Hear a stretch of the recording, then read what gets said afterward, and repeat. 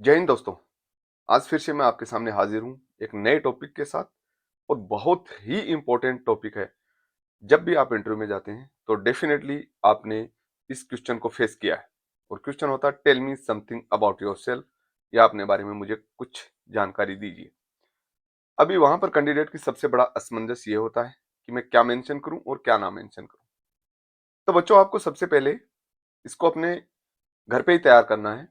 और मैं आपको आज वो उसकी इंपॉर्टेंट डिटेल्स बताने वाला हूं। और मैं आपके साथ दावा करता हूं, अगर आप उन डिटेल्स को, उन पॉइंट्स को हाईलाइट करते हैं, आपका सेल्फ इंट्रोडक्शन बाकी बच्चों से काफी अलग होने वाला है। तो वो 8 पॉइंट आपको हमेशा अपने दिमाग में रखने हैं और उनको नोट डाउन करना है। मैं आपको वन बाय वन बताने वाला हूं और आपको उन्हीं पे काम करना है और उन्हीं को अच्छे से प्रिपेयर करना है जब भी आप इंटरव्यू में जाते हो। सबसे पहला है आपका, उसमें आपको सबसे पहले बताना होता है नाम।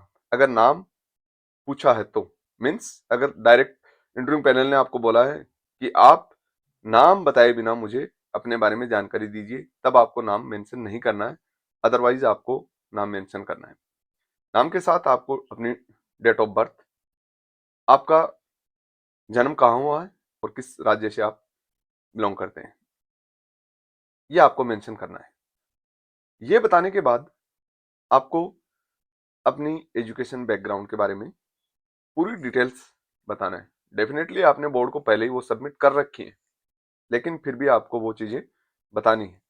जिसमें आप 10th 12th ग्रेजुएशन, ये तो आपको बताना ही है। इसके अलावा अगर आपने कोई डिग्री डिप्लोमा अलग से किया है तो वो भी आपको मेंशन करना है।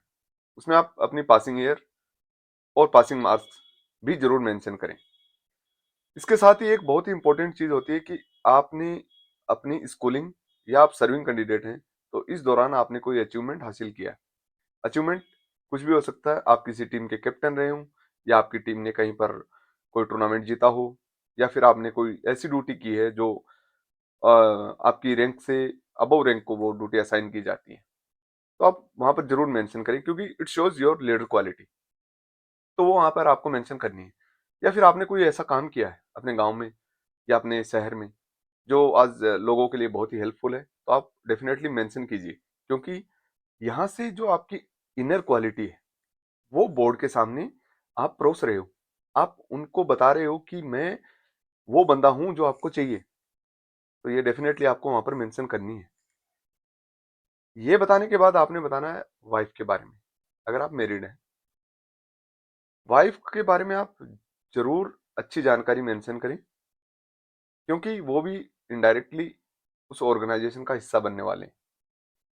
वो भी अपना कंट्रीब्यूशन ऑर्गेनाइजेशन को इनडायरेक्टली देंगे, क्योंकि वो आपके बैक सपोर्ट है। तो उनके बारे में भी आपको मेंशन करना है। ये मेंशन करने के बाद आपने बताना है अपने पेरेंट्स के बारे में, उनके ऑक्यूपेशन क्या है। और जरूर उनकी जो अच्छी क्वालिटी है आप उनको हाईलाइट कर सकते हैं।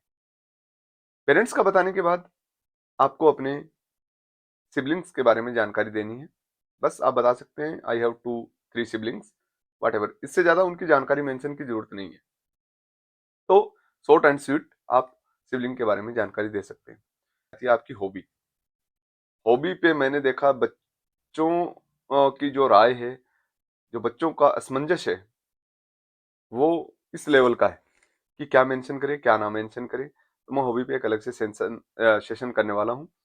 उसमें मैं आपको बताऊंगा कि आप क्या हॉबी आपको इंक्लूड करनी है और कैसे आप हॉबी को डेवलप कर सकते हैं।